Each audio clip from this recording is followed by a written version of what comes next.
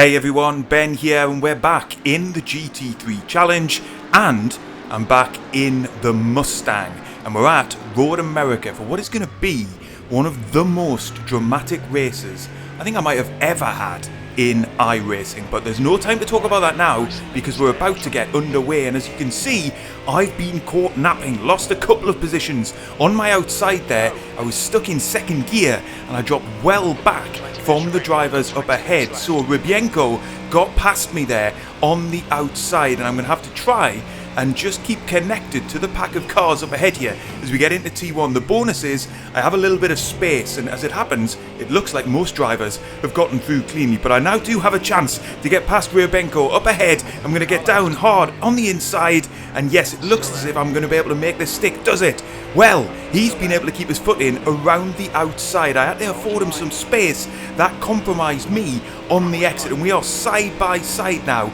as we barrel down the back straight, getting ready for the very heavy braking zone here at the bottom of the hill. I'm going to be on the outside here. I'm later on the brakes. I'm going to just try and hold the car around the outside, hope that he gives me space. He does, and I'm able to claim back one of those positions. And while the standings table updates, I think I'm in P8. So lost one spot off the start, but at least I'm in one piece. We've got 0x, and I can start to look forward and try and get onto the rear wing of Fran Luque up ahead, who is involved in a big scrap with Jamie D and Tony Tagores up ahead as we come through the carousel now for the first time. Now this is a crucial section of track for setting up overtakes. It's very difficult to follow cars through here. You get the impact of the aerodynamics from the car up ahead, but if you can keep good pace through these two corners, then you can line up overtakes into Canada corner at the end of this section. But really crucially, you want to be positioning yourself for a move into T1 of the next lap. So you've got to try and follow closely through this section. The two drivers up ahead, they're going at it right now through Canada. That's going to mean they're side by side on the exit. This will be slowing them down. You can see I've closed the gap right in. Look at that, Jamie D nearly side-swiping into Fran Luque there. But look at that, he's held on to the position. All the while though, it's allowed me to close right in. There's less than half a second now separating the three of us as I climb the hill to finish lap 1. This could get very tasty into T1 then of lap 2. We're closing in here. We're reaching each other's slipstream. It looks as if Luque is going to shape the move. There's just no room for me to try and get down the inside as well. And in the end, we're nose to tail through T1. We're all just being a little bit moderate here in our moves because we're still early in the race. Again, I'm going to try and prioritise a good exit here. I've got a train of cars behind me here too, and look at that, Fran Luque getting a little bit loose on the exit. Everybody beginning to push just a little bit harder. I don't want to get boxed in here and then come under pressure from behind. You can see I'm gaining down this back straight, but realistically I'm just not close enough to chuck one down the inside. But look up ahead, Jamie D's lost the rear of the car. I have to slam the brakes on. Thankfully, I was able to get the car stopped. We didn't make any contact. I am now under pressure again from Rybienko behind. Thankfully, I'm able to hold him off, and actually he's lost the position to Inaki Munoz behind.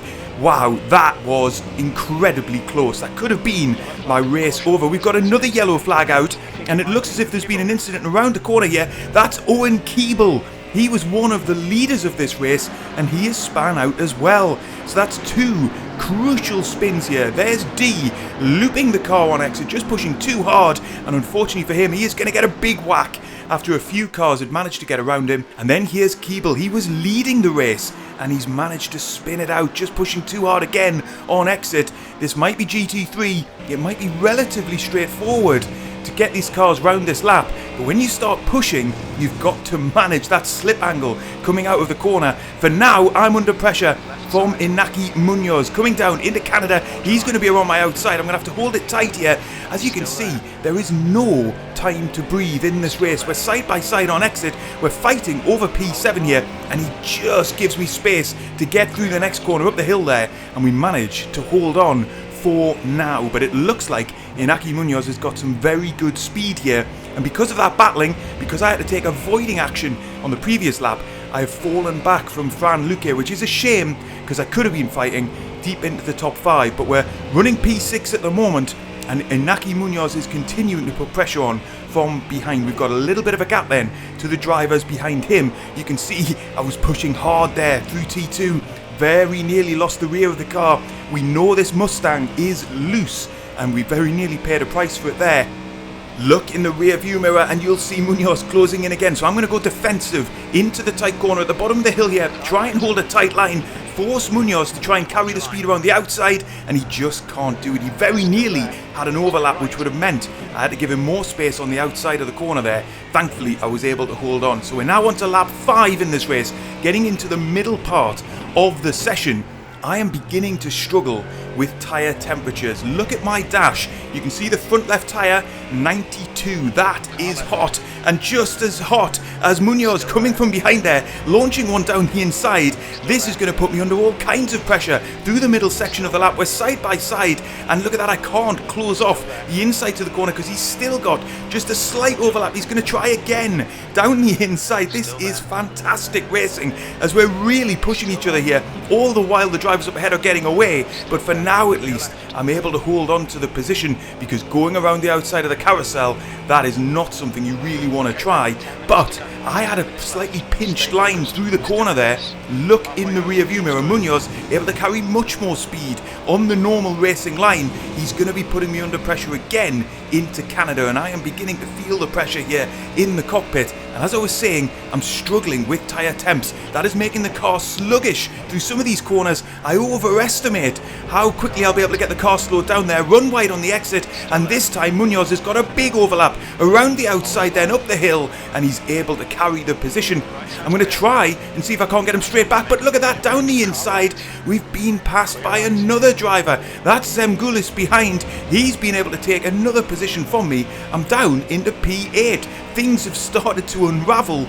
Just as I thought I was successfully defending my position, I'm now under pressure from Butterfly behind as well.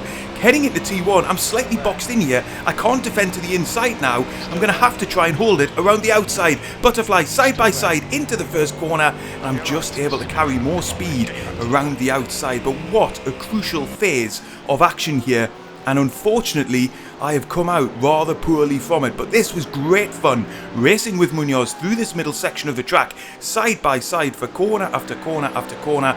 Respect given all around, very careful car placement so that we didn't make any contact, because you've got to be careful for that on these corner exits. You can easily spin out. Thankfully, we each gave each other enough room, and I was able, at least for the time being here, to hold on to the position. But unfortunately for me, it wouldn't last. Munoz, I think, just has got better underlying speed, to be fair, and he's able to get the move done. And then very opportunistically, the number 8 car behind me dives down the inside just as I was out of shape there, and he got through as well. Thankfully, I was able to hold off Butterfly and keep my P8 for the time being. And now, on lap 6, I'm trying to recover from that pretty disastrous lap 5. The mission now is to put pressure on Zemgulis up ahead and try and get back up into P7 and see if I can't re-engage Inaki Munoz. You can see I'm closing in very rapidly here, but it's just the wrong part of the track to be in that close proximity to the car up ahead. I had to get out of the gas hugely there, and that's going to cost me on exit. It's also going to put me under pressure from Horton Stewart behind.